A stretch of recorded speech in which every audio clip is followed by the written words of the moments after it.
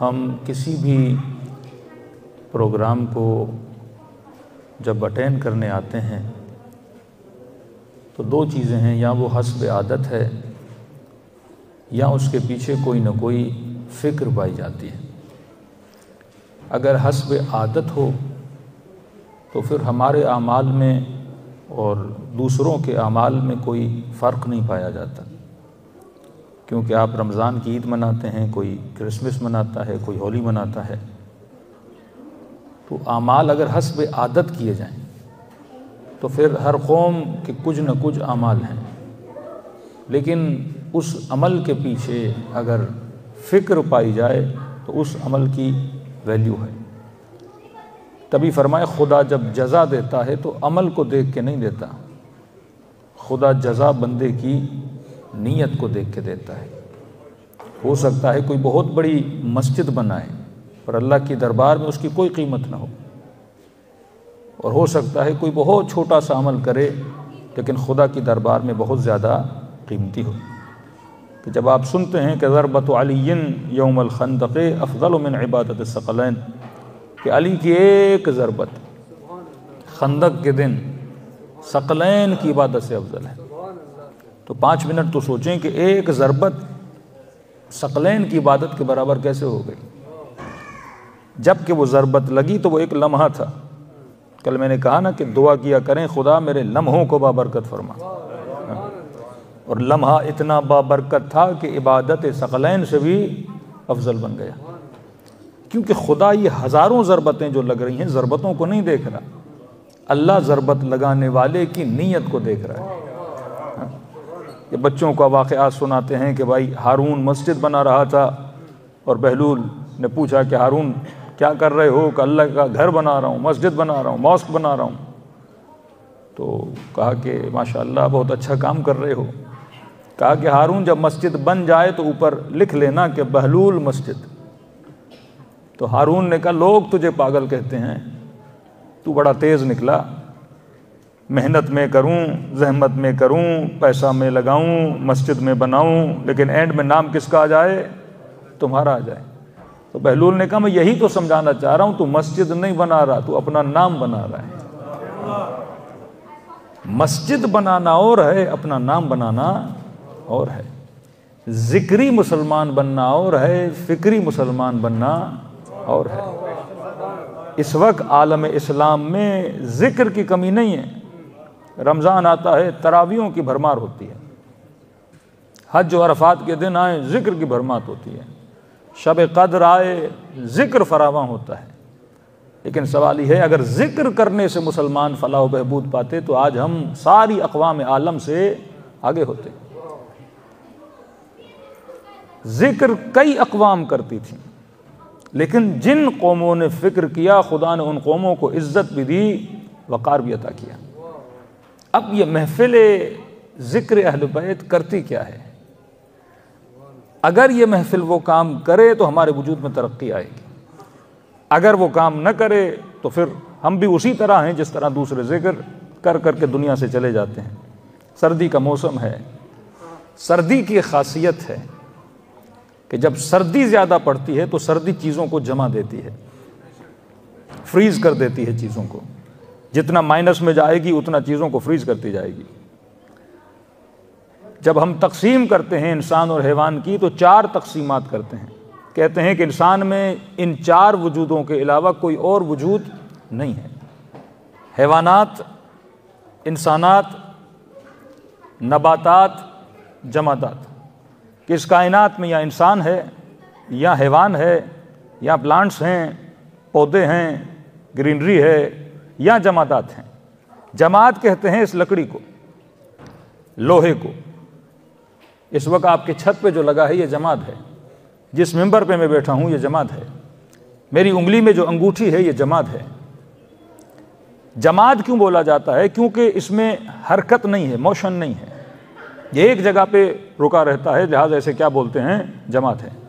इसके अंदर ग्रोथ नहीं है। ये मिंबर है तो यही मिंबर होगा, ये नहीं 1 साल के बाद आ जाए ये बच्चा दे दे 2 मिंबर हो जाएंगे। ये लोहा लगा है 100 साल के बाद भी वैसा ही होगा, गल जाएगा, सड़ जाएगा, लेकिन ये नहीं कि इसमें नुमुव हो, नबातात को नबातात क्यों बोलते हैं? क्योंकि उसमें नुमुव है। दाना आपने ज़मीन में डाला, वो दरख्त में बदल गया। शिकम मादर में नुतफ़ा था, वो बच्चा बन गया। इंसान आखिरी फितरत कमाल का वजूद है। जब हम वजूद में आए तो हम जमात थे, जब हमने बड़ा होना शुरू किया तो हम नबात बने, जब हमने हरकत करना शुरू कर दी और इमोशंस थोड़े बहुत हमारे अंदर आ गए तो हम हैवान बने, और जब हमें क़ुव्वत अक़ल अता कर दी तो हम इंसान बने। तो खिलकत खुदा का आखिरी मौजूद इंसान है, क्योंकि हमने तारों सफ़र क्या किए हैं? तय किए हैं। डार्विन की थ्योरी को लेंगे, वो थ्योरी एक जगह के रुक जाती है। वो कहता है एक बंदर से इंसान बना। दरअसल इंसान ने चारों सफ़र तय किए हैं। ये जब वजूद में आया तो जमात था, जब बढ़ना शुरू किया तो नबात बना, जब इसके अंदर क़ुव्वे शहवत वजूद में आया, हवस पैदा हुई, खाने की तलब, पानी की तलब, शहवत की तलब, गुस्सा और एंगर इसके वजूद में आया तो ये हैवान कहलाया। और जब इसने अपने गुस्से को, अपने एंगर को, अपनी शहवत को अपने कंट्रोल में रखा तो ये इंसान कहलाया। हा? अब ये पूरी जिंदगी एक जिद्दोजहद चलती है इसको इंसान बाकी रहने के लिए। हम दो सरहदों में सफ़र करते रहते हैं, या हम कभी सरहद इंसानियत में होते हैं या सरहद हैवानियत में होते हैं। ये एक ऐसा बॉर्डर है कि जिसमें इंसान क्रॉसिंग करता रहता है, जिसमें वीज़े की ज़रूरत नहीं है। हम खुद अपनी मर्जी से कभी हैवानी बॉर्डर्स में चले जाते हैं, कभी इंसानी बॉर्डर्स में आ जाते हैं, क्योंकि दोनों का होना ज़रूरी है। जो जिस्म खुदा ने दिया है वो हैवानी है, जो रूह खुदा ने दी है वो इंसानी है। इन दोनों का आपस में समझो अल्लाह मैरिज करवाता है। अब दोनों को मिलजुल के इस कायनात में चलना है। अब सवाल यह है, नबात का मतलब जुमूद, जमात का मतलब जुमूद, नबात का मतलब नुमूव। ये लकड़ी जमात है, जमात मतलब फ्रीज है, इसके अंदर तरक्की नहीं है, इसके अंदर बड़ा होना नहीं है, तभी इसको जमात बोला जाता है। अब जब बर्फ बरसती है, सर्दी हद से ज्यादा बढ़ जाती है, तो सर्दी इस पानी को जुमूद में बदल देती है। पानी जमाद नहीं है, लेकिन जब हद से ज्यादा सर्दी बढ़ती है तो पानी क्या हो जाता है? फ्रीज हो जाता है। इसे बोलते हैं जामिद, जम जाता है। उर्दू में बोलते हैं जम जाता है, अरबिक में बोलते हैं कि इसमें जुमूद आ गया, ये जम गया। कहते हैं अगर पानी जमे तो मसला नहीं, पानी अगर जम जाए, फ्रीज हो जाए, और जुमूद जब आता है तो मौत अपने साथ लाता है। ये जहन में रखिए। आप अगर कड़कदार सर्दी में बाहर खड़े हो जाएं, माइनस में अगर सर्दी चली जाए और आपको हीटिंग न मिले तो आपका खून जम जाएगा, और खून जैसे जैसे जमेगा, बॉडी जैसे जैसे फ्रीज होती जाएगी, इंसान किस चीज़ का सफ़र करेगा? इंसान मौत और डेथ का सफ़र शुरू करना कर देगा। फरमाया अगर जिस्म जामिद हो जाए तो जिस्म को मौत आती है, जिस्म मर जाए इंसान का इतना नुकसान नहीं होता। लेकिन मासूम फरमाते हैं अगर फिक्र जम जाए, जिसे हम जुमूद फिक्री बोलते हैं, फिक्रें अगर फ्रीज हो जाएं, फिक्र अगर एक जगह पे जम जाए तो इंसानी मुआशरा तबाह बर्बाद हो जाता है। या आज दुनिया में कत्ल व गारत देख रहे हैं, ये किसकी निशानी है? जुमूद फिक्री की निशानी है। जब फिक्रें जम जाती हैं, अब सवाल है कि बदन जमता है सर्दी से, फिक्र को कौन सी चीज फ्रीज कर देती है? इंसान की थॉट्स कब फ्रीज हो जाती हैं, जिसको हम अपनी अरबी जबान में तअस्सुब बोलते हैं।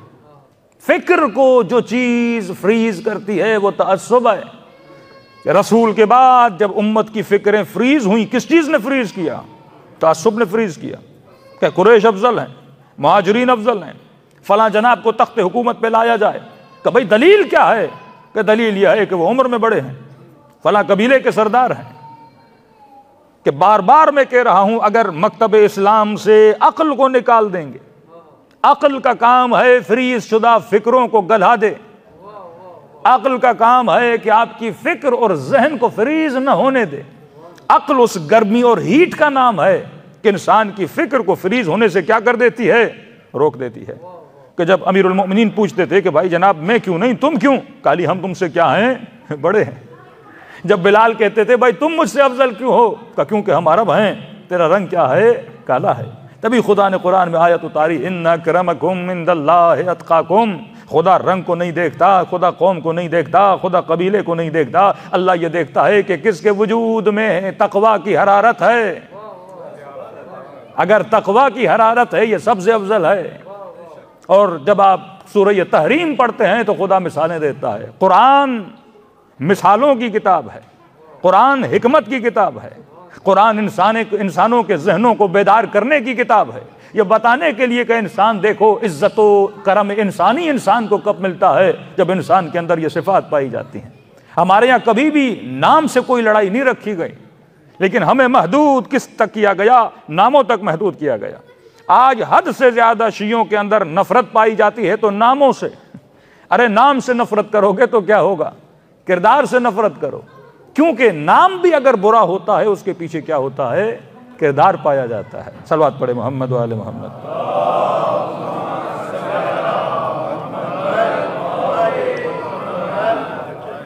बार दीगर सलवात पढ़े मोहम्मद व आले मोहम्मद।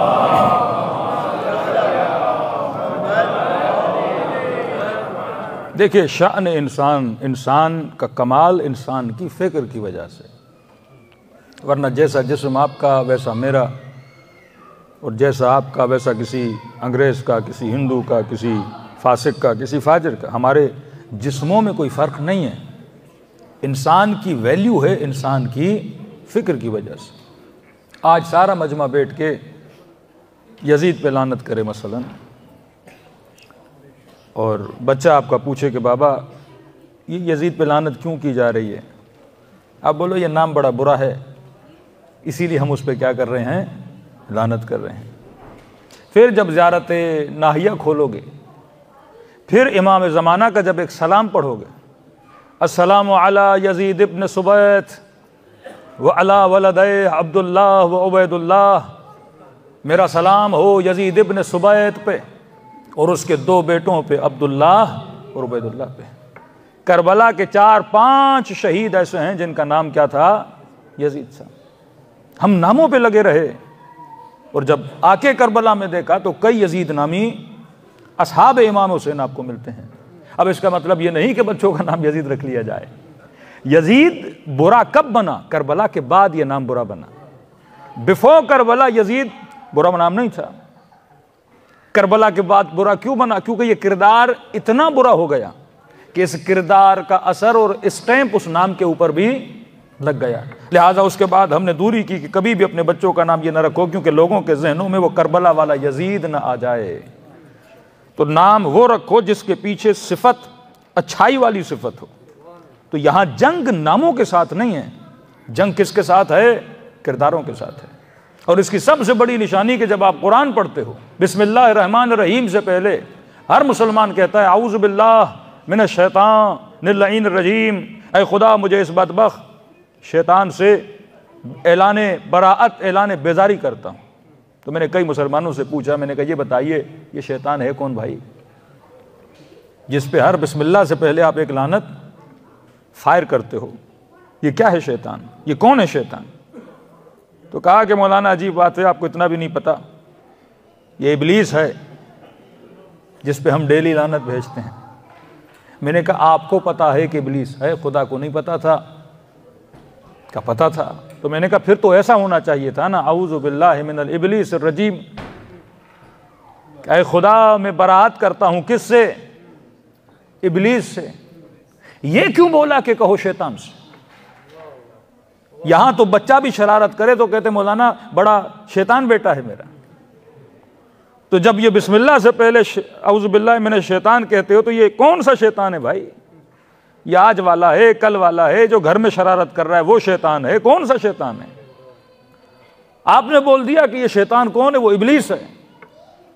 तो अल्लाह उसको सही तरीके से बयान करता ना कि मैं इज़हार बरात करता हूं इबलीस से, लेकिन ये नहीं कहा इबलीस से, कहा कि बोलो शैतान से। क्यों बोला कहो शैतान से, क्योंकि इबलीस नेम है, नाम है, शैतान सिफत है। इबलीस जब तक इबलीस था उस पर लानत नहीं थी, जिस दिन शैतान बना उस दिन उस पर लानत आ गई।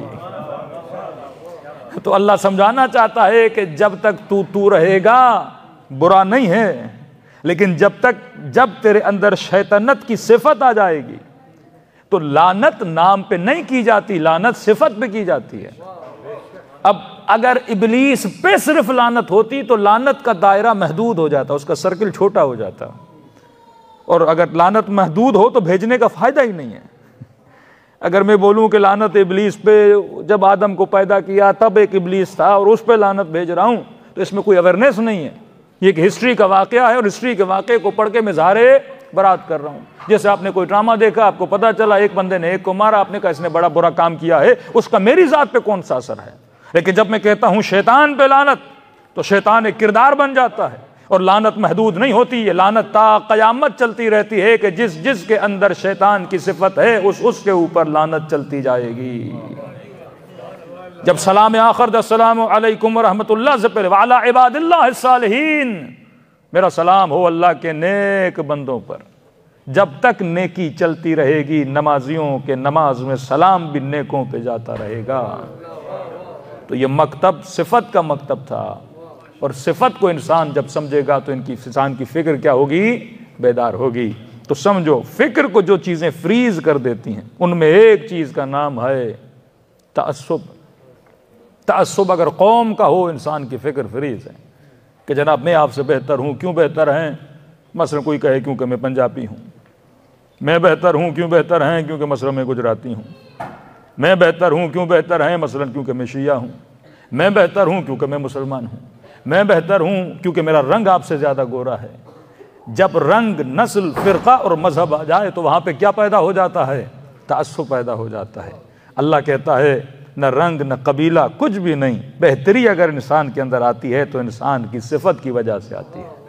शियों ने तअस्सुब की वजह से अली को इमाम नहीं माना, अली की सिफत की वजह से अली को इमाम माना है। और हम आज भी खुल्लम खुल्ला चैलेंज देते हैं कि जनाब अगर आपका ये इसरार है और आपका दिल है कि शिया अली को छोड़ दें, हम छोड़ने के लिए तैयार हैं। लेकिन क्योंकि हम शुरू से दलील के मानने वाले हैं, और दलील ये कहती है अगर अली को छोड़ रहे हो फिर किसी ऐसे को इमाम बनाओ जो इमामत में, शुजाअत में, हसब में, नसब में, इल्म में, तकवा में, हिकमत में अली से बेहतर हो। नारे तकबीर, नारे रिसालत, नबी का नारा, नारे हैदरी, हुसैनियत, यजीदियत, बराए खुशनुदिया बीबी फातिमा ज़हरा अलैहिस्सलाम बुलंदतर सलावत।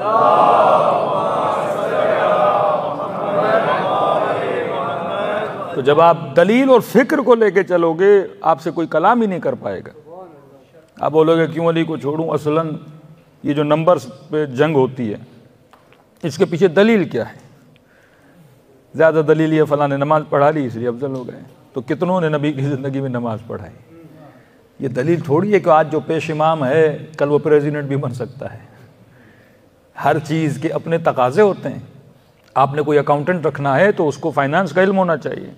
आपने अपनी बॉडी का इलाज कराना है तो जनाब डॉक्टर भी होना चाहिए।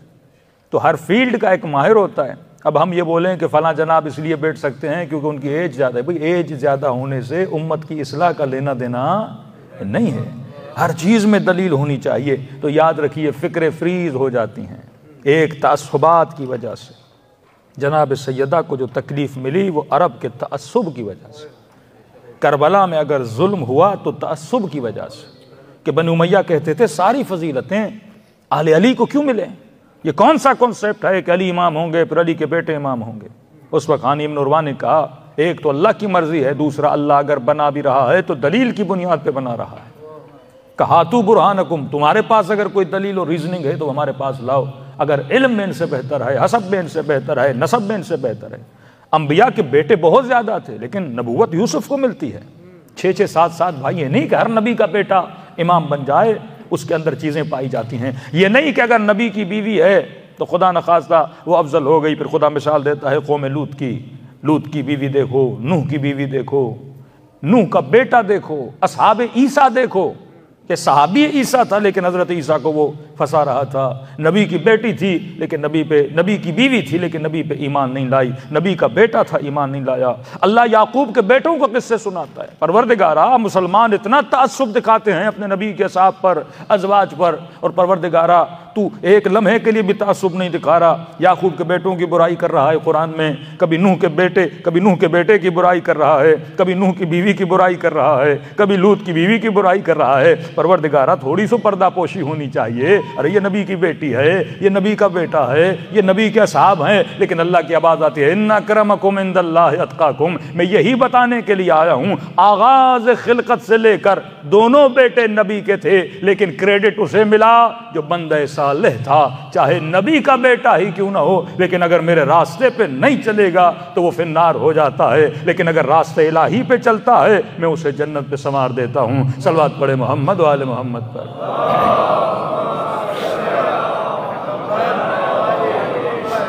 कुरान एक ऐसी किताब है जिसमें जर्रा बराबर ताज्जुब नजर नहीं आता, क्योंकि ताज्जुब हो तो इंसान के जहनों को फ्रीज कर दे। ये जहनों को खोलने के लिए आई है, ये फिक्र को घोलने के लिए आई है, ये इंसान की जमी हुई वजूद को पिघलाने के लिए आई है कि इंसान में तुझे उसूल बता रहा हूं। वल अस्र इन्नल इंसान लफी खुस्र, कसम है जमाने की, इन्नल इंसान लफी खुस्र, सारे इंसान खसारे में है। अब जब लफ्ज़ इंसान बोला उसमें सब कुछ आ जाता है, उसमें औलिया भी हैं, उसमें अंबिया भी हैं, उसमें अज़वाज भी हैं, उसमें असहाब भी हैं। फरमाया जिस जिस पर लफ्ज़ इंसान सादिक होता है, इन्नल इंसान लफी खुस्र, सारे इंसान खसारे में हैं। परवरदिगारा, क्या सारे खसारे में? का नहीं, ये कैद लगा रहा हूँ, इल्लल्लज़ीना आमनू, वो खसारे में नहीं जो ईमान लाए। और ईमान लाने वालों की निशानी ये नहीं कि सिर्फ कहे ला इलाहा इल्लल्लाह मुहम्मदुर रसूलुल्लाह अलीयुन वलीउल्लाह तो समझ लो ये मोमिन बन गया। हमारे यहाँ मोमिन की तारीफ और है, अल्लाह के यहाँ मोमिन की तारीफ और है। फरमाया इल्लल्लज़ीना आमनू, जो ईमान लाए व अमिलुस सालिहात, और ईमान लाने के साथ साथ अमल साले भी अंजाम दे। और परवरदिगारा, क्या सिर्फ अमल साले अंजाम दे, मस्जिद बनाए, इमाम बारगाह बनाए, खैर खैरात करे? फरमाया नहीं, सिर्फ अमल साले भी नहीं, खवारिज के अमल साले अंजाम नहीं देते थे। अब्दुल्ला इब्न मसूद कूफे में था, मौला हुसैन करबला में शहीद हो गए, क्या अमल साले अंजाम नहीं दे रहा था? अबू मूसा अशअरी क्या अमल साले अंजाम नहीं दे रहा था? अब्दुल्ला इब्न जुबैर क्या अमल साले अंजाम नहीं देता था? क्या जुबैर अमल साले अंजाम नहीं देता था? क्या तलहा अमल साले अंजाम नहीं देता था? क्या इनको पता नहीं था कि नबी की बेटी के घर पे हमला हो रहा है, दरबार में हक मांगने गए हैं? क्या ये नमाजें नहीं पढ़ते थे? क्या ये रोजे नहीं रखते थे? क्या नहीं, ईमान लाए, अमल साले लाए। वतवासौ बिल हक, ये सबसे कठिन, सबसे मुश्किल तरीन घड़ी है कि नमाज तो पढ़ रहे हो, रोजा तो रख रहे हो, हज उमरा तो कर रहे हो, लेकिन ये बताओ हक का साथ भी दे रहे हो कि नहीं? इस वक्त जो वॉर है वो आइडियोलॉजिकल वॉर है। इस वक्त ये नहीं कि कौन सा मुसलमान नमाज पढ़ता है कि नहीं, आज ये है कि नमाज पढ़ने के बाद हक का साथ भी दे रहा है कि नहीं। अगर नमाज पढ़े पर यजीद का साथ दे, कहा ये खसारे में है। अगर नमाज पढ़े और आज के यजीदियों के नारे लगाए, कहा ये भी खसारे में है। रसूल से पूछा कि या रसूल अल्लाह, मुस्लिम की डेफिनेशन क्या है? हम कहते हैं मुसलमान वो है जो नमाज पढ़े, कलमा पढ़े, रोज़ा रखे, हज करे, ज़कात दे। रसूल खुदा ने एक लफ्ज़ में मुस्लिम की डेफिनेशन बता दी कि डेफिनेशन ऑफ मुस्लिम ये है, मुसलमान वो है जब उसे राइट बात का पता चलता है वो उसका साथ देता है और रॉन्ग को छोड़ देता है। मुस्लिम का मतलब सही का साथ देने वाला, मुस्लिम का मतलब गलत को छोड़ने वाला। ऑफिस में हो, आपको पता चला एक बंदे को निकाला जा रहा है लेकिन वो सही बात कर रहा है, उसे गलत तरीके से निकाला जा रहा है। अब यहाँ पे आप सही का साथ दोगे या अपनी जॉब को बचाने का साथ दोगे? का जो सही और गलत में तफसील कर दे वो सही, वो मुस्लिम है। दो गुरुओं के दरमियान जंग हो जाए, आपने फैसला करना है कि सही क्या गलत क्या है। इस मिंबर से वो शिया बोले या सुन्नी बोले या हिंदू बोले, कोई भी गुफ्तगू करे, लेकिन सवाल यह है जब कलाम तेरे कानों से टकराए, वहां पे ये फैसला करना है कि नबी की बेटी सही थी या मद्दे मुकाबिल वाला सही था। यह फैसला जो करे वो मुस्लिम है। लेकिन जो बीच में अटक जाए, जिसे सही और गलत का पता ही ना लगे, दो लोगों के दरमियान जंग हो जाए उसे पता न लगे। ये बोला जाए कि आप अब किसी के अकीदे को छेड़ो नहीं, अपने अकीदे को छोड़ो नहीं।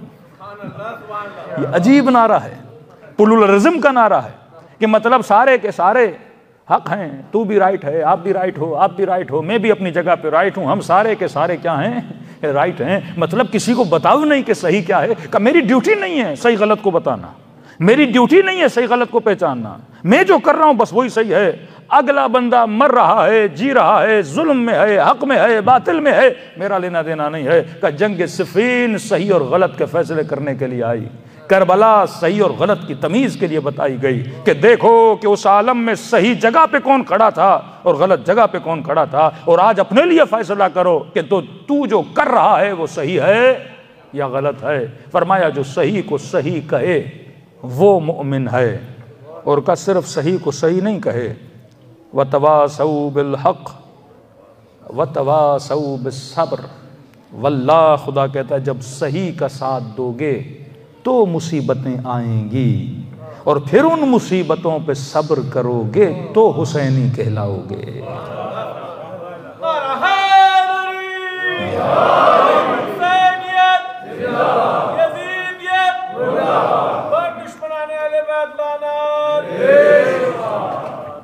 इस वक्त बड़ा मुश्किल है कि तकरीबन एक इस्लामी मुल्क जिसने पूरी दुनिया में एक्सट्रीम मुसलमानों की तादाद में इजाफा किया, कि थोड़ी सी बात पे बिदअती, थोड़ी सी बात पे मुशरिक, थोड़ी सी बात पे काफर, और उकसाया मुसलमानों को कि एक दूसरे को कत्ल करो। आज वही मुल्क जब सेकुलरिज्म की तरफ जा रहा है, कि पहले एक्सट्रीमिस्ट बनाया, दीन में एक्सट्रीमिस्ट, अब दुनिया में एक्सट्रीमिस्ट। तकरीबन जो रिपोर्ट हमारे पास पहुंची, उनके जेलों में 400 के करीब उनके अपने मौलवी हैं।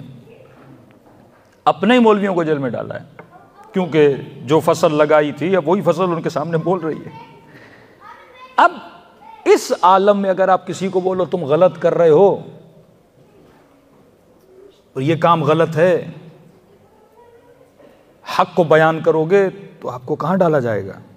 जिंदान में, नौकरी चली जाएगी, जॉब चली जाएगी, शायद ज़िंदगी को ख़तरा पड़ जाए। यहाँ पे कहा वतवासौ बिस्सब्र, क्योंकि जब हक का साथ दोगे तो आपको क्या करना पड़ेगा? सब्र। गैबत नोमानी में फरमाते हैं जब दज्जाल आएगा, ये कैपिटलिज्म के कहेगा अगर मेरे रूल्स, मेरे कवानीन को नहीं मानोगे, वो तुम्हारी रोजियों को, तुम्हारे हर चीज़ को तुम्हारे ऊपर बाउंड कर देगा, सख्त कर देगा, कि कमाना मुश्किल हो जाएगा, तुम्हारा उस निज़ाम में रहना मुश्किल हो जाएगा। कि मासूम फरमाते हैं उस ज़माने में हक पे चलना ऐसे है जैसे अंधेरी रात में काले पत्थर पे चूंटी चले और बंदा चूंटी को ढूंढ सके। ईमान को बचाना इतना मुश्किल होगा जैसे अपने हाथ पे आग का अंगारा रखे और उसे बर्दाश्त करे। आज जो लोग उनसे एग्री नहीं करते, तो मैं आज का वर्ड यूज करता हूं, मासूम ने रिवायत में कल का वर्ड यूज किया कि वो उसके माल को उसके ऊपर तंग कर देगा, तुम्हें भूख में डाल देगा, वो तुम्हारे रिज़्क़ और रोजी को बंदिश में डाल देगा। उस वक्त किसी मुसलमान को समझ नहीं आ रहा था, क्या मतलब, मैं तो अपना खाऊंगा, मेरी तो अपनी खेत होगी, मेरे ऊपर रोजी की बंदिश कैसे करेगा। आज समझ आया जब कुछ मुल्कों पे सैंक्शन लगाए जाते हैं, अकाउंट नहीं खोल पाओगे। पाकिस्तान में जब सख्ती की जाती है तो लोगों को 4th शेड्यूल में डाला जाता है। 4th शेड्यूल मतलब अकाउंट नहीं खोल सकते, ट्रांजैक्शन नहीं कर सकते, जॉब नहीं मिल सकती, ट्रैवल नहीं कर सकते, पासपोर्ट नहीं मिल सकता। सैंक्शंस सिर्फ इस बात पे कि आप हक नहीं बोल सकते। एक बार बोला जाए फ्रीडम ऑफ स्पीच, जो बोलना चाहे बोल सकते हो, क्या मौलाना हमें का जुलूस निकालना निकालो, लेकिन फलां कंट्री का नाम तुम्हारे बिलबोर्ड्स पे नहीं आना चाहिए। फिर वही 4th शेड्यूल वाला हाल होगा, अकाउंट वकाउंट हर चीज क्या हो जाएगी, फ्रीज हो जाएगी। हक गोई, हक को ऐलान करना, हक का साथ देना, इवन सिर्फ ये बोलना कि हक किसके साथ है, मजलूम कौन है, जालिम कौन है, ये भी नहीं बोल सकते कि जालिम कौन है। सेंसरशिप, सैंक्शंस, लाखों प्रॉब्लम्स क्रिएट की जाती हैं। फरमाया वतवासौ बिल हक वतवासौ बिस्सब्र। हाँ, हक का अगर साथ दोगे, अगर ज़ैनबी किरदार बनाना है तो फिर बच्चे भी मारे जाएंगे। हाँ, हक का साथ दोगे फिर अली अकबर भी मारा जाएगा। हाँ सैयदा का साथ दोगे, ये सख्तियां भी आएंगी। मालिक इब्न नुवैरा का किस्सा पढ़ाइए अपने बच्चों को, बताइए कि ये थॉट थी रसूल के बाद, ये उम्मत थी जो रसूल के बाद आई। अब आप इस उम्मत से उम्मीद रखो कि मुसलमान तरक्की करेगा, इम्पॉसिबल है। रिजल्ट अमीरुल मोमिनीन को उसी वक्त नजर आ रहे थे, करबला उसी वक्त नजर आ रही थी। क्या आपने एक बहुत आलीशान बिल्डिंग बनाई, आपने उस पर मिलियंस ऑफ डॉलर्स लगाए कि मैं एक बहुत बड़ा सेंटर बना रहा हूं, कोई कम्युनिटी सेंटर बना रहा हूं, कोई इमाम बारगाह बना रहा हूं, कोई मस्जिद बना रहा हूं, बिलियंस ऑफ डॉलर्स रखे, लेकिन आपने हेड ऑफ द सोसाइटी और हेड ऑफ द सेंटर किसी अनपढ़ जाहिल को रखा। तो एक पढ़ा लिखा आदमी बोलेगा मुझे नजर आ रहा है 20 साल के बाद क्या होगा, अभी आपको समझ नहीं आ रही, after 20 years, after 60 years, after 50 years आप यहां पहुंचोगे। बच्चे को जब आप बोलते हो बेटा स्कूल में आपने एडमिशन ली है, अगर आप पढ़ाई नहीं करोगे, नाइट ऑफ द एग्जाम आप फुटबॉल खेलोगे, आप क्रिकेट खेलने चले जाओगे, तो मैं अभी से आपको रिजल्ट बता रहा हूं कि फेल हो जाओगे। बोले बाबा आपके पास कोई इल्म गैब है? इल्म गैब की जरूरत नहीं, अल्लाह ने 2+2 इंसान को क्या दी? अक्ल दी है। अगर जाहिलों को मसनद पे बिठाओगे तो नजर आ रहा था कि ये अपने नबी के नवासों के कातिल बनेंगे, क्योंकि इल्म नहीं था। मालिक इब्न नुवैरा नबी के सहाबी को कत्ल करे, ये और वो। तो देखिए क्या हाल किया। सिर्फ मालिक नहीं है, कितने असहाब रसूल है जिन्हें कत्ल कर दिया गया। जब किस्सा नबी की बेटी से शुरू हुआ असहाब तक आया, जब असहाब तक आया तो नबी के नवासों तक आया। उम्मत कंप्लीट जिल्लत और रजालतों का सफर कर रही है और आज तक कर रही है। क्यों कर रही है? क्योंकि उम्मत ने आले रसूल के दर को क्या कर दिया? छोड़ दिया। फरमाया 2 चीजें तुम्हारे दरमियान छोड़े जा रहा हूं, किताब अल्लाह व इतरती, बुक ऑफ गॉड अल्लाह की किताब और अपनी इतरत। अब कुछ लोगों ने किताब को लिया, किताब अगर अहले बैत के साये में न हो तो यह किताब गुमराही देती है, आपको हिदायत नहीं दे सकती। युदिल्लु बिही कसीरा व यहदी बिही कसीरा, ये फतवे कहां से निकलते हैं? इसी किताब से। गुमराही कहां से होती है? इसी किताब की आयतों को पढ़ पढ़ के मुसलमानों को गुमराह किया जाता है। क्योंकि किसके साये में नहीं है? अहले बैत के साये में नहीं है। और बिल्कुल बरअक्स है, ये सिर्फ अहले सुन्नत के लिए नहीं है। अगर तुमने भी अहले बैत को लिया बट बुक ऑफ गॉड को छोड़ दिया, अल्लाह की किताब को छोड़ दिया, तो तुम भी इसी तरह गुमराही में जाओगे जिस तरह वो गुमराही में गए हैं कि मौलाना मैंने दामन अमीरुल मोमिनीन को पकड़ा है तो मुझे हिदायत मिल जाएगी, अली का दामन दूसरे हाथ में कुरान का सहारा। ये नहीं हो सकता कि आप अहले बैत की तारीफ करो पर कुरान को छोड़ दो, क्योंकि जब अकीदा बयान करोगे वो किसके साए में होना चाहिए? कुरान के साए में होना चाहिए। फिर ऐसे ऐसे मकातिब, कभी सूफियों के नाम पे, कभी गुलफ के नाम पे, फिर ऐसी ऐसी वादियों में इंसान चला जाता है, क्योंकि उसूल कुरान बताएगा। सराहतन आपके छठे इमाम फरमाते हैं अगर हमारा कोई कौल कुरान के उसूलों से टकराए तो फरमाया उसे दीवार पे मारना, क्योंकि ये मेरा कौल हो ही नहीं सकता जो कुरान के अगेंस्ट चला जाए। तो कुरान ऑथेंटिक बुक है। अगर मुझे हिस्ट्री से कोई बात पता चले, कोई ये बोले कि अमीरुल मोमिनीन ने ये कहा, अब मैं इसको किससे मिलाऊंगा? कुरान से मिलाऊंगा। उम्मत ने जो ये कहे कि हमने कुरान, एक हदीस की मिसाल दे रहा हूं, इस टॉपिक में दाखिल नहीं होना चाह रहा, लेकिन सिर्फ मिसाल दे के आपको बता रहा हूं कि फिक्रों को जामिद कैसे कर दिया गया। कुरान की एक आयत है, अतीउल्लाह व अतीउर रसूल व उलिल अम्रे मिनकुम। देखो आयत है ना, अब फिक्र को अगर जामिद करना है, फ्रीज करना है, माशरे को जाहिल बनाना है, आप इस आयत के जरिए बना सकते हो।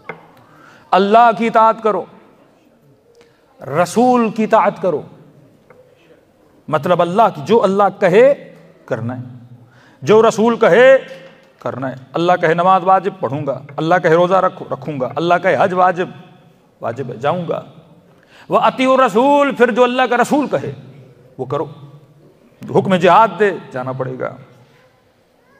फरमाया तुम्हारे नफ्सों का मालिक है, अगर नबी कहे कि बीवी को छोड़ दो, छोड़ना पड़ेगा। अगर माल तुम्हारा है, नबी तुमसे ले ले, तुम्हें देना पड़ेगा, क्योंकि रसूल है, इसकी इताअत तुम्हारे ऊपर क्या है? वाजिब है।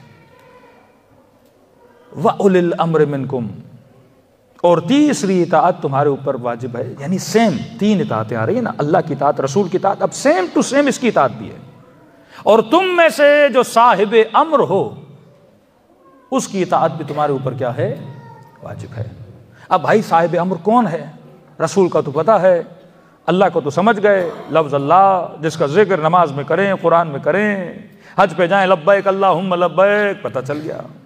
मोहम्मद कौन, जिसकी ईद मिलाद नबी मनाएं, ये लब्बैक या रसूल अल्लाह कहें, हदीसें सुन्नतें सब कुछ पता चल गया। या रसूल अल्लाह ये उलुल अम्र कौन है? क्योंकि मेरा इंटरेक्शन अल्लाह के साथ प्रैक्टिकली इस लाइफ में इतना नहीं बनता। ज़्यादा से ज़्यादा मेरा अल्लाह के साथ जो कनेक्शन है प्रैक्टिकली देखा जाए तो नमाज में 17 मिनट आता हूँ, थोड़ी बहुत अल्लाह की याद आ जाती है। दूसरा इंटरेक्शन मेरा अल्लाह के साथ कब बनता है? जब हज वज पे जाता हूँ, बाल बाल थोड़े छोटे करने हैं, किस तरह हज करना है मौलाना जल्दी जल्दी बताइए, बातिल ना हो जाए, कुर्बानी और ये सारे मसाइल, वहाँ जाके मेरा बनता है।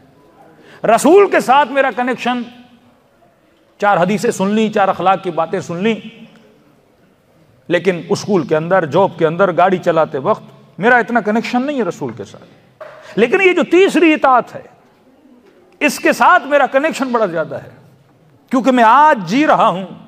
और जो मुसलमानों ने ताबीर की कि फरमाया तीसरी इताअत उसकी वाजिब है जो वक्त का हाकिम हो। तो मुझे नहीं पता इस वक्त यूके का कौन है, लेकिन इस तफसीर के मुताबिक, डेफिनेशन के मुताबिक, जो भी वक्त का हाकिम हो आप पर उसकी इताअत क्या है, वाजिब है। ऐन ऐसे जैसे रसूल की इताअत, जैसे अल्लाह की इताअत, वैसे ही वक्त के हाकिम की इताअत आप पर क्या है, वाजिब है। अब आप मेंटलिटी देखो। अब कहा जो अल्लाह के रसूल के मुकाबले में आ जाए उसका कत्ल जायज है, वो फासिक है। जो अल्लाह के मुकाबले में आ जाए उससे जंग क्या है, जायज है। ये तीसरा जनाब जो भी आए, क्योंकि इसकी इताअत वाजिब है, जो इसके मुकाबले में आ जाए तो उसका लफ्ज निकाला खारिजी, दीन से खारिज हुआ, एग्जिट कर दिया हमने से, क्योंकि तू किसके मुकाबले में आया, वक्त के हाकिम उलिल अम्र के मुकाबले में आया, अमीरुल मोमिनीन के मुकाबले में आया, मोमिनों का अमीर जो बना है, जो हाकिम बना, उसके मुकाबले में आया। अब इस उलिल अम्र को हम कहते हैं मिस्दाक। जब मैं बोलता हूं पानी तो आप बोलेंगे मौलाना पानी का मिस्दाक क्या? मैं कहूंगा ये पानी है। आप बोलेंगे अल्लाह, मैं कहूंगा अल्लाह की तारीफ ये है, ऐसा वजूद जो नजर नहीं आता, जिसने हम सबको खल्क किया है। आप कहेंगे रसूल, मैं कहूंगा 1400 साल पहले एक शख्स था जिनका नाम मोहम्मद था, अब्दुल्ला के बेटे थे, पैदा हुए, वो रसूल थे, वो मिस्दाक है। आप कहेंगे उलिल अम्र का मिस्दाक कौन है? हम सबसे बड़ी गलती करते हैं मिस्दाक को पहचानने में। जब मिस्दाक समझ में नहीं आता, अब आप बोलेंगे सहाबी का मिस्दाक कौन है? सवाल ये, कहेंगे अबू हुरैरा भी मिस्दाक है, मालिक इब्न नुवैरा भी मिस्दाक है। मैं कहूँगा सच्चाई का मिस्दाक कौन है? हम कहते हैं जनाब सैयदा उसका मिस्दाक है, वो कहते हैं मद्दे मुकाबिल वाला। ये कितना कॉन्ट्रोडिक्शन है इस्लाम में कि जनाब सैयदा का लक़ब है सिद्दीक़तुल कुबरा, तर्जुमा सबसे बड़ी सच बोलने वाली। और जिसके साथ आर्ग्यू कर रही थी उसका भी लक़ब है सिद्दीक़ अकबर, सबसे बड़ा सच बोलने वाला। अब समझ नहीं आती, किसी मुफ्ती और मौलवी से बोले सबसे बड़ी सच बोलने वाली, सबसे बड़ा सच बोल, अब हम क्या करें भाई? कॉन्ट्रोडक्शन इतना है क्योंकि ये कुछ और कह रहे हैं और ये कुछ यहां पे वतवासौ बिल हक और वतवासौ बिल सब्र है कि पहचान सको कि हक क्या है, बातिल क्या है। उलिल अम्र कौन का? जो वक्त का हाकिम बने। मैंने कहा ना, कुरान अगर इतरत के साथ ना हो तो इंसान की गुमराही उसमें आ जाती है। अब फिर सवाल किया कि भाई मौला हुसैन का फतवा किसी जाहिल ने नहीं दिया था मेरे अजीज। काजी शुरैह, लफ्ज़ है काजी, जस्टिस शुरैह, चीफ जस्टिस है। यजीद ने जब मौला हुसैन को कत्ल करना चाहा तो उसने डायरेक्ट नहीं किया, ताकि अगर कल कोई उम्मत से ये पूछे कि आप फला बंदे को अरेस्ट क्यों कर रहे हो, फला बंदे को क्यों मार रहे हो, तो मैं बोलूँ मेरा क्या जाए भाई, ये तो ऑर्डर है from the court, from the justice of the court, उसने ऑर्डर दिया है। और जब वो ऑर्डर देता है तो अकॉर्डिंग कुरान, अकॉर्डिंग सुन्ना, अकॉर्डिंग आयत ऑर्डर निकालता है। और जब उसने ऑर्डर निकाला तो आप क्या समझते हैं, ऐसे ही हवा में एक ऑर्डर दे दिया था? उसके पीछे उसने प्रूफ्स रखे थे कि रसूल ने, कुरान की आयत है कि अल्लाह की इताअत करो, रसूल की इताअत करो, उलिल अम्र की इताअत करो। उलिल अम्र कौन है? जो वक्त का हाकिम हो, और हाकिम कौन है? इस वक्त यजीद है। फिर रसूल फरमाते हैं जो उलिल अम्र के मुकाबले में आए उसका कत्ल क्या है? जायज है, चाहे वो कोई भी हो। आज मिंबरों पे बैठ के ये हदीसें पढ़ी जाती हैं, यहां तक हदीसें गढ़ी गई। लफ्ज गढ़ी इसलिए बोलूंगा क्योंकि फिर वो कुरान के मुकाबले में आ जाती हैं। फरमाया कि किसी ने पूछा या रसूल अल्लाह, अगर हाकिम फासिक हो तो देन कल्लहु खान फासिकन, अगर फासिक भी हो तो क्या हुआ? मुआशरे में इस्तेहकाम और मुआशरे में इत्तेहाद और यूनिटी बनाने के लिए हाकिम कैसा भी हो। फिर का रसूल ने यहां तक कह दिया अगर हबशी गुलाम हो, अगर उसका कान कटा हुआ हो, अगर उसके बाल किशमिश की तरह गोल हो, अगर फासिक भी हो, तुम्हारे ऊपर उसकी इताअत क्या है? वाजिब है। उम्मत सुनती है, मुफ्ती पढ़ता है, लोग कहते हैं माशाअल्लाह अल्लाह का हुक्म है। अब जिन्होंने हुसैन का साथ नहीं दिया उन्होंने किसकी बात पे अमल किया? रसूल की बात पे। अब सवाल है हुसैन ने किसकी बात पे अमल नहीं किया? अलियाज़ु बिल्लाह। का ये तो अपने नाना की कही हुई बातों के खिलाफ थे। यजीद ने तो वही किया, काजी शुरे ने तो वही फतवा दिया, यशतरून बिआयातिल्लाहि समनन कलीला, जो कम कम पैसों पे अल्लाह की निशानियों को और अल्लाह की आयतों को बेचना शुरू कर दे, झूठी झूठी हदीसें गढ़ना शुरू कर दे। एक तरफ खुदा हमें ये हुक्म दे वतवासौ बिल हक वतवासौ बिस सब्र, तूने हक का साथ देना है, दूसरी तरफ वही खुदा कहे अगर कोई फासिक भी आ जाए तुमने उसका साथ भी देना है। ये दोनों चीजें कैसे मिलेंगी? एक मरतबा खुदा का इन्ना अक्रमकुम इंदल्लाहि अत्काकुम, तूने तकवा इख्तियार करनी है, दूसरी तरफ कहे कि शराबी भी आ जाए तुमने उसकी क्या करनी है? इताअत करनी है। एक तरफ परवरदिगार आलम के लानतुल्लाहि अलल कौमिज़ ज़ालिमीन, अल्लाह की लानत है जालिमों पर, दूसरी तरफ उसी अल्लाह का नबी कहे कि अगर कोई जालिम भी ऊपर आ जाए तुमने उसके पीछे क्या चलना है? चलना है। अगर दो चीजें इंसान के हाथ में न हो, तभी कहा जब दीन से अक्लानियत को निकालोगे ये दीन बुत परस्ती बन जाता है। इनके सजदे बुत परस्ती से कम नहीं, ये हज उम्रा बुत परस्ती से कम नहीं, क्योंकि इस दीन में अक्लानियत नहीं है। यहाँ पे अमीरुल मोमिनीन फरमाता है शियो शुक्र खुदा अदा करो नहनु अपना उद्दलील, तू शिया तब बनेगा जब तू दलील वाला बनेगा। अपने हर अमल के लिए एक लॉजिकल आंसर होना चाहिए, दलील या कुरान से हो या सुन्नत रसूल और कलाम अहले बैत से हो, और ख्याल करना अगर कलाम या रसूल के कलाम से है उसका टकराव कुरान के साथ नहीं होना चाहिए। द फाइनल वर्ड्स, जो आखिरी सेंटेंस और वर्ड्स हैं वो सिर्फ परवरदिगारे आलम के हैं। हर कलाम को आपने कुरान के साथ मिलाना है। और याद रखो कुरान किस्सों की किताब नहीं है, कहानियों की किताब नहीं है। 1,01,000 कम 24,000 नबी आए, खुदा ने हर नबी का किस्सा नहीं सुनाया। क्यों नहीं सुनाया? क्योंकि रिपीटेड किस्से थे। खुदा ने उन हजारों किस्सों में से जो असरअंदाज किस्से थे वो तुम्हें सुनाए कि देखो नूह का किस्सा पढ़ो, देखो उसकी कौम क्यों तबाह हुई। इब्राहीम के लिए आग को गुलजार बना दिया क्योंकि मुवहिद थे, क्योंकि तौहीद परस्त थे, क्योंकि इब्राहीम ने तवक्कुल किस पे किया था? अल्लाह पे किया था। कभी ये ना कहो कि मौलाना मेरे इस काम करने से सोसाइटी में क्या फायदा होगा। फायदे और नुकसान को न देखा करो, तू सिर्फ अपनी ड्यूटी को निभाया करो। तुम्हारा काम है अपनी ड्यूटी को निभाना। जब इब्राहीम को आग में फेंका जा रहा था और इतनी बड़ी आग जब भड़क रही थी तो हजरत जिब्राइल कहते हैं मैंने देखा एक चिड़िया है जिसने अपनी चोंच में थोड़ा सा पानी लिया हुआ है और इब्राहीम की आग के अंदर फेंके जा रही है। मैंने कहा चिड़िया तेरी चोंच में पड़े हुए पानी से इब्राहीम की आग तो नहीं बुझेगी।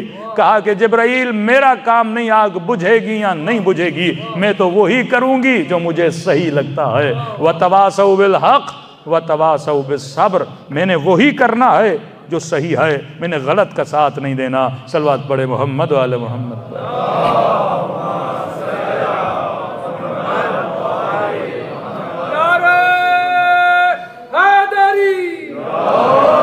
हमने सही का साथ देना। एक लफ्ज़ और रब्ते मुसीबत।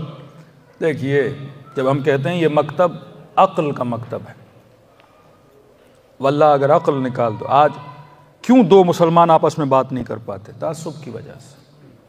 आज दो लोग आपस में, मतलब अगर कोई मेरे नज़रिए और मेरी थ्योरी और मेरे ओपिनियन को एग्री नहीं करता मैं उससे लड़ पड़ता हूँ। तो आप कैसे मुसलमान हो? बीवी शोहर को कहे कि जनाब आप गुस्सा बहुत करते हो, फिर मैं गुस्से में बोलूं मैं गुस्सा कब करता हूं? हाँ? शोहर बीवी को बोले कि आप मेरी बात को नहीं मानती, और बोले मैं कब आपकी बात को नहीं मानती? वाकई हम मुस्लिम भी हैं कि नहीं? मुस्लिम जो अल्लाह को एक्सेप्ट करे, जो अहले बैत को एक्सेप्ट करे। मुस्लिम वो जो अपनी बात को आगे न रखे, अल्लाह की बात को आगे रखे। हाँ, मुझे खुदा की बात समझ में नहीं आ रही, मैं उस पर सोच सकता हूं, फिक्र कर सकता हूं। कुरान अगर कोई हुक्म दे रहा है मैंने उसको एक्सेप्ट, वसल्लिमु तस्लीमा, तस्लीम हो जाना है आपने।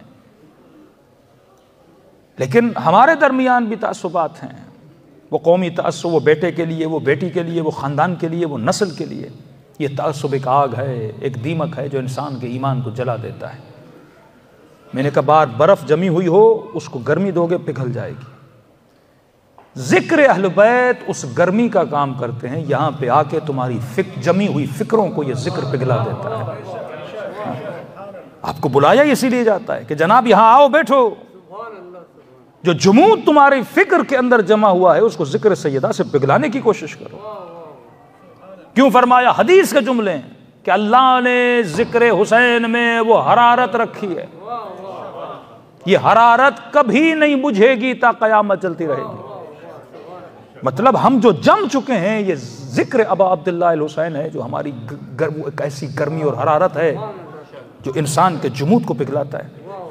इसी फर्श अज़ा से हमने इतने लोगों को सुधरते हुए देखा, बरसों बरसों सालों की आदतें। हमने ऐसे ऐसे लोग जो तलाक के करीब थे, लेकिन एक मजलिस ने इतना असर डाला, क्योंकि हमारी नाराज़गियाँ भी हमारी बुरी आदतों की वजह से, हमारे ज़िद की वजह से, हमारी अना की वजह से, हमारे घरों के बिगाड़ भी हमारी अपना गुरूर, हमारे अपने तकब्बुर, हमारी अपनी ज़िद की वजह से। जब हम अपनी ज़िद छोड़ दें और अल्लाह के हुक्म को मानें, कोई भी रिश्ता जब होता है तो उसमें हम ये जहन में रखें, ये टॉपिक कल का है, मैं आज उसको छेड़ूंगा नहीं। आप किसी के साथ मामला करो, उसको अरबी में बोलते हैं अक़द। मैंने गाड़ी खरीदी, आपको उसके बदले में पैसे दिए, ये अक़द है। अब जब आप अक़द करते हो तो उसकी कुछ शराइत है, कितने दिन में वापस कर सकते हो, ये कर सकते हो, वो कर सकते हो। जब कोई शादी करता है तो उसको भी अक़द बोला जाता है, इट्स द कॉन्ट्रैक्ट। आप शादी करते हो, किसी के साथ कॉन्ट्रैक्ट बना रहे हो, और जब कॉन्ट्रैक्ट बना रहे हो उसकी शराइतें हैं, कंडीशंस हैं। कुछ कंडीशंस मर्द रख सकता है, औरत रख सकती है, कुछ कंडीशंस खुदा ने पहले से रखी हुई हैं, उन कंडीशंस पे नो कॉम्प्रोमाइज्ड है। कुछ कंडीशन एडिशनल कंडीशंस हैं, जैसे हक के तलाक मर्द के पास है, औरत शुरू में बोल देती है कि मैं ये राइट आपसे लेना चाहती हूं, बट ये राइट ऑफ उस मर्द का राइट है, वो दे या न दे। अगर वो सरेंडर करता है, कहता ठीक है मैं आपको दे रहा हूं, ये कंडीशन आप उसमें क्या करते हो, ऐड कर देते हो। लेकिन जो बेसिक कंडीशंस हैं वो अल्लाह ने बता दी हैं। द फर्स्ट कंडीशन, कमाएगा मर्द, मतलब औरत की ड्यूटी नहीं है, मर्द कमाएगा।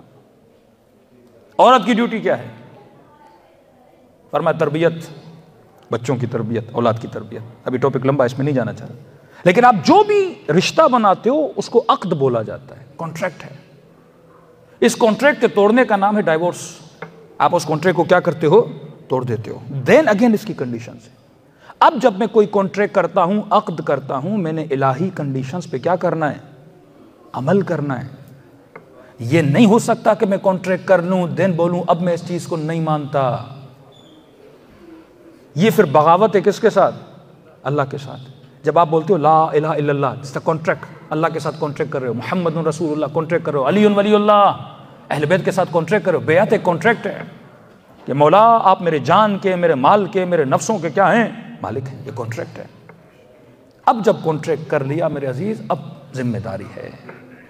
उस स्कूल में दाखिला लेना न लेना ये आपकी मर्जी है, बट जब आपने एडमिशन ले ली, अब आप किसके रूल्स को फॉलो करोगे, स्कूल के रूल्स को फॉलो करोगे। ला इकराह फिद्दीन, दीन में कोई जबर नहीं। लेकिन जब दीन में दाखिल हो गए, अब जबर है कि ये तुम्हारी मर्जी है मुसलमान बनना है नहीं बनना। लेकिन जब तुम्हारी अक्ल ने तुझे बताया कि उस अल्लाह के अलावा कोई रब नहीं और मोहम्मद उसका सच्चा नबी है और अली उसका सच्चा इमाम है, जैन जब एडमिशन ले लिया, अब किसके कहने पे ज़िंदगी गुजारनी है, अब इनके कहने पे ज़िंदगी गुजारनी है। मैं मज़ाहन बाज़ मोमिनीन को कहता हूँ, जब हमारे मुर्दे मर जाते हैं तो हम उनको कब्रों में दफनाते हैं और शिया बिलखस उनके कांधों को पकड़ के हिला हिला के कहते हैं इस्मा वफ़हम, सुन और समझ। 5 मिनट के लिए सोचो, जो मर गया वो सुनेगा क्या? जिसका सर्टिफिकेट हॉस्पिटल से लेकर आया कि बॉडी इज एक्सपायर्ड, ये एक्सपायर है, मतलब अब इसकी कान काम नहीं कर रहे, अब इसका दिमाग और ब्रेन डेड हो चुका है, काम नहीं कर रहा है, इसका हार्ट अभी चलता नहीं है, मैं उस मुर्दे को हिला रहा हूं। इस्मा वफ़हम, सुन समझ। तुझसे पूछा जाएगा तेरी किताब कौन सी है, तेरा रब कौन है, तेरा इमाम कौन है, तेरा नबी कौन है। मैंने किसी जवान को कहा, मैंने कहा मुझे ये बताओ, दुनिया की एक यूनिवर्सिटी दिखाओ जो एग्ज़ाम लेने से पहले पर्चा लीक कर दे। एक स्कूल दिखाओ मुझे जो बच्चे को बोले कि कल हम आपसे ये एग्ज़ाम लेंगे, ये 4 उसके क्वेश्चंस हैं, देन ये 4 आंसर्स हैं। मैंने कहा ये तो चीटिंग है भाई। दुनिया की कोई यूनिवर्सिटी भी इतनी चीटिंग नहीं करेगी। ये कैसी चीटिंग है कि हम अभी मरे नहीं, हमें पहले से बताया जा रहा है तुझसे ये पूछा जाएगा, और हम कितने मुतमईन हैं कि भाई ये तो बड़े सिंपल से क्वेश्चंस हैं। जो उठते बैठते या अली कहे, उससे बोले तुम्हारा इमाम कौन है, वो तो बोल देगा अली यो इमामी। जो रमजान में कुरान के सिपारे पढ़े, उससे पूछा जाएगा किताब कौन सी, कहेगा कुरानो किताबी अल्लाहो रब्बी मोहम्मदो नबी, का बस फरफर जवाब और सीधा जन्नत। इतना आसान मामला होता। जब तुझे भी पता है पर्चा लीक नहीं करना, खुदा को नहीं पता। दरअसल ये मुर्दे को नहीं हिलाया जाता, इस मुर्दे के ऊपर जो जिंदा खड़े हैं ना, उन मुर्दों को हिलाया जाता है। इतने मुर्दों को दफनाने के बाद फिर भी मैं जिंदा नहीं होता।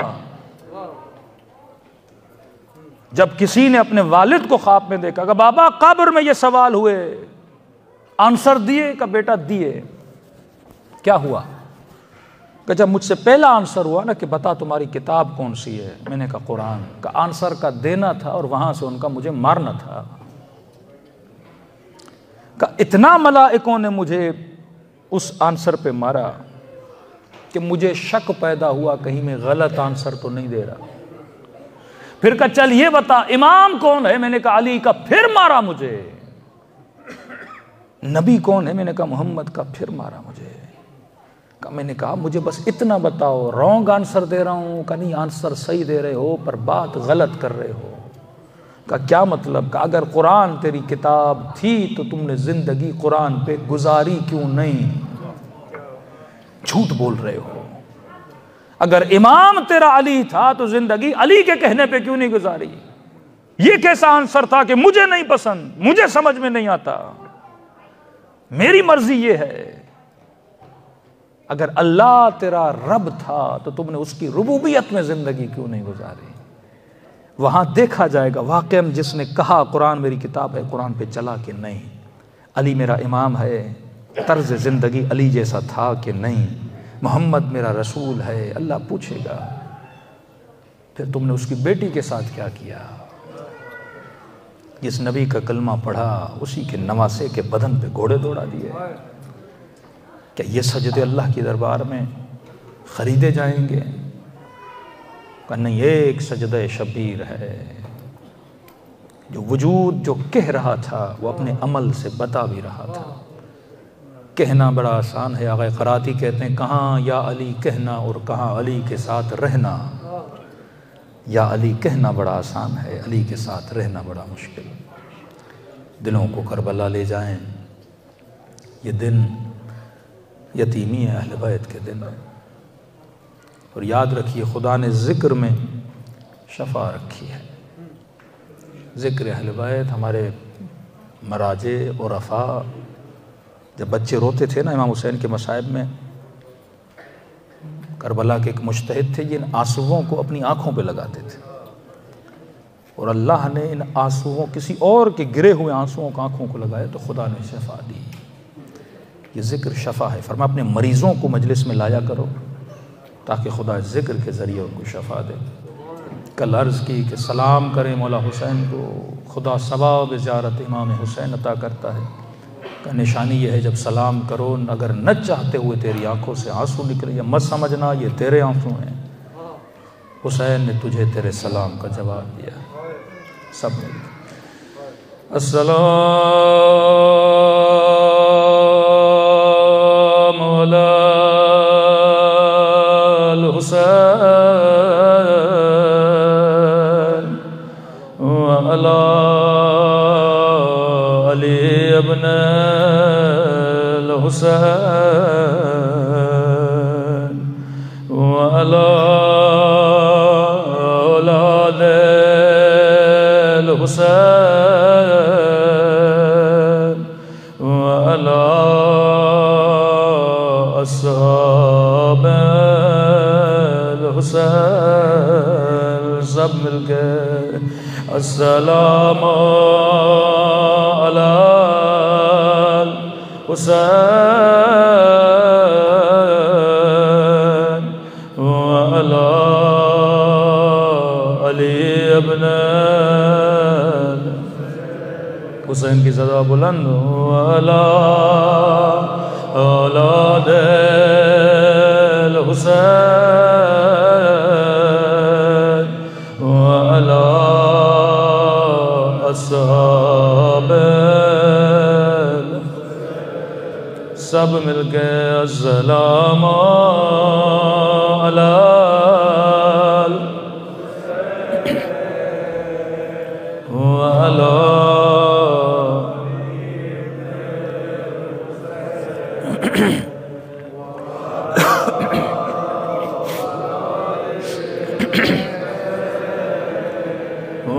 अला अस्हाब। मेरा सलाम हो बचपन में झुकी हुई कमर पे,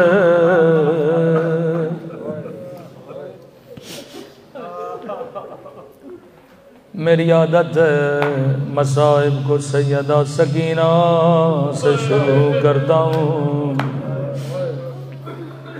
शेख अब्बास कुम्मी साहिब किताब मफातिहुज्जनान, इनके बेटे भी ज़ाकिर इमाम हुसैन थे।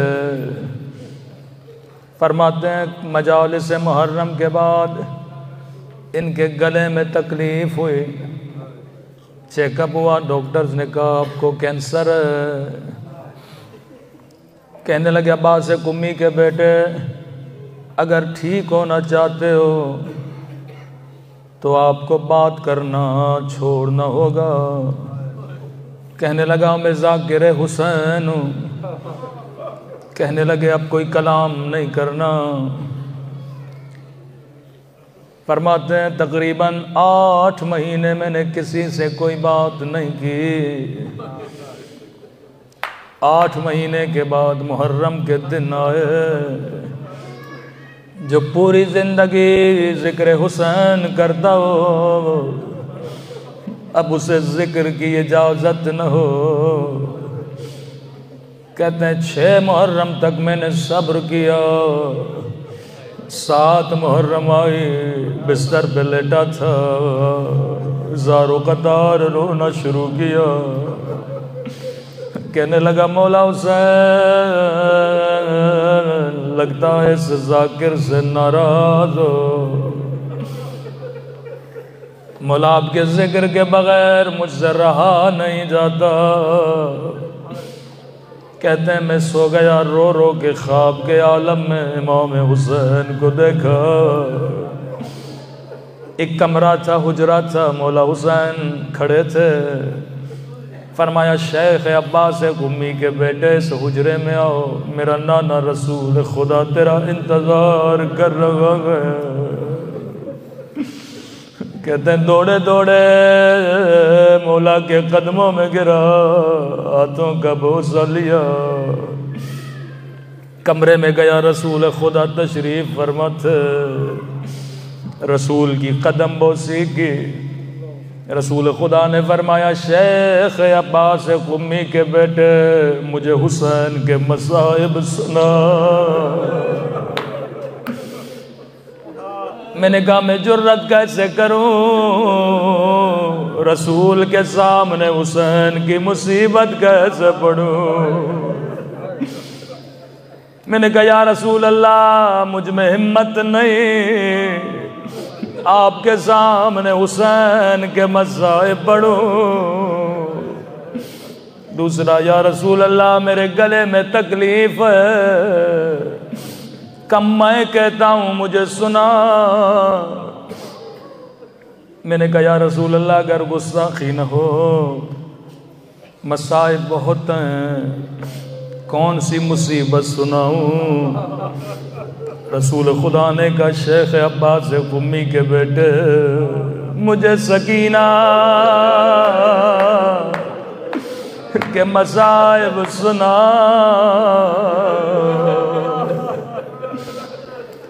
कहते हैं मैंने मुसीबत का बस एक जुमला पढ़ा रसूल खुदा गश खा गए। मैं नींद से उठा पसीने से शलज़ारो कतार रो रहा था। मेरी माँ दौड़ी दौड़ी आई बेटा क्या हुआ। मैंने कहा माँ इस तरह से मैंने रसूल को मसाइब सुनाए। मोमिनों के लिए कहते हैं मैं डॉक्टर के पास गया चेकअप करवाया अल्लाह ने मुझे शफा दी। उसके बाद कहते हैं मुझे एक बात समझ में आई कि जिक्र हुसैन में शफा है और सकीना के मसाइब में ला इलाज बीमारियों के लिए दवा है।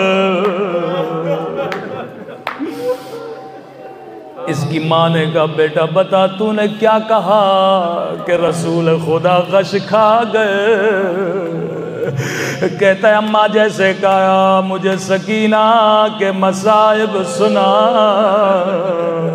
मैंने बस एक जुमला कहा। मैंने कहा या रसूल अल्लाह जब बच्ची की गोद में बाबा का सर आया कहने लगी बाबा मेरा रुखसार छोटा था लेकिन जालिम का हाथ बड़ा था।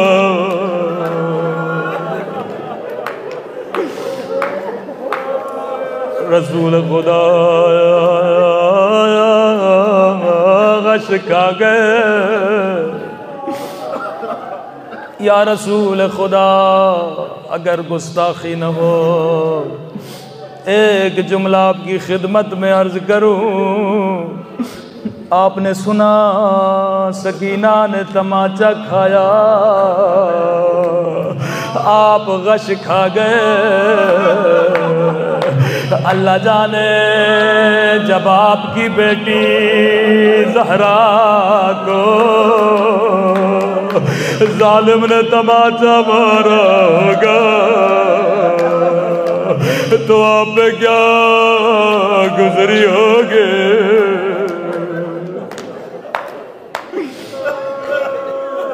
कहते जब मौला अली सैयदा को कब्र में उतारने लगे जब कब्र में उतारा कब्र से 2 हाथ बाहर आए अली मेरी बेटी मुझे दे दे। रोके कहने लगे या रसूल अल्लाह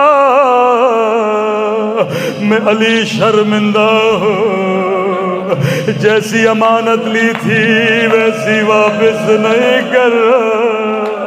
या रसूल अल्लाह पहलू शिकस्ता है बाजू टूटा हुआ है चेहरे पे लई के दागों के निशान है हाथों की कलाइयों पे लई ने ताजियानों से मारा।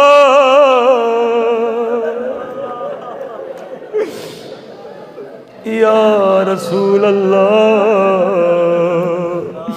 मैं अली शर्मिंदा हूँ। अला लानतुल्लाह अलल कौम ज़ालिमीन।